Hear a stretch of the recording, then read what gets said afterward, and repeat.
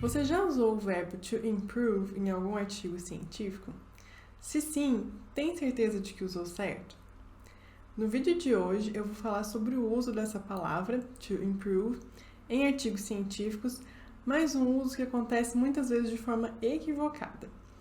Nosso objetivo aqui no canal da UNA Assessoria Linguística é falar com pesquisadores brasileiros que querem escrever artigos e publicar artigos em inglês.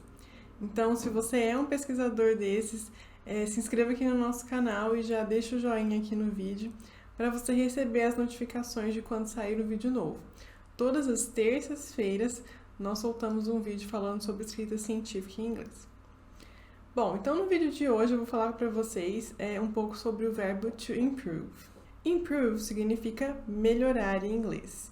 E é sempre no sentido de ter mais qualidade, né? É um verbo que tem um sentido qualitativo. E o que acontece quando as pessoas usam ele de forma errada? Quando as pessoas empregam o verbo to improve para falar de uma melhora quantitativa. Então, alguma variável aumentou ou diminuiu, e aí, ao invés da pessoa falar que aumentou ou diminuiu, ela fala que melhorou. E quando você fala que algo melhorou, você não deixa claro, se você está falando de algo quantitativo, o que realmente aconteceu. E a gente vai ver melhor como que funciona isso nos exemplos. Veja essa primeira frase aqui. By adding a vacuum layer, we can improve the temperature in the system. Então, ao adicionar uma camada de vácuo, podemos melhorar a temperatura no sistema. Podemos melhorar a temperatura. O que é melhorar a temperatura? É diminuir? É aumentar? Depende do contexto. E só quem sabe essa informação é o autor que escreveu esse artigo. Por isso que usar o improve nesse caso aqui vai dificultar a leitura. O leitor pode não estar familiarizado com o que acontece nesse sistema e não saber o que aconteceu com a temperatura para que melhorasse a situação. O que seria melhor aqui nesse caso, então? Melhor seria usar um verbo que descreve o que realmente aconteceu com a temperatura.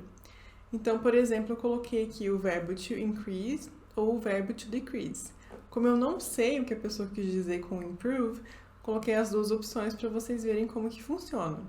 Então a frase fica assim: By adding a vacuum layer, we can increase the temperature or we can decrease the temperature in the system. Então, quando a gente adiciona uma camada, a gente consegue aumentar ou diminuir a temperatura no sistema. E não fica essa ideia vaga de melhorar só.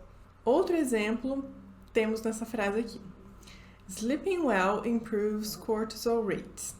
Então, dormir bem melhora as taxas de cortisol. Mas o que é melhorar as taxas de cortisol? É aumentar ou é diminuir?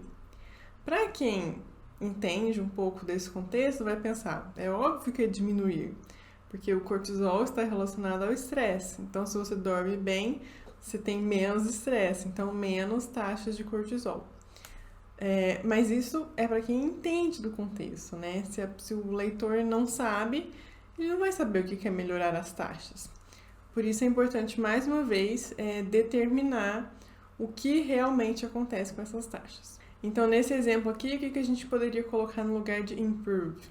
A gente poderia dizer sleeping well reduces ou sleeping well decreases cortisol rates. Então, diminui, né? Reduz, diminui. E agora eu trouxe para vocês um outro exemplo com o improve fazendo sentido, sendo usado para descrever algo que aconteceu com uma variável ou com alguma situação de forma qualitativa, que é a função dele. Nos dois exemplos anteriores, a gente tinha uma situação quantitativa, então o improve não funcionou muito bem. Vejam o exemplo. The editor improved the manuscript with his changes. Então, o editor melhorou o manuscrito com suas mudanças.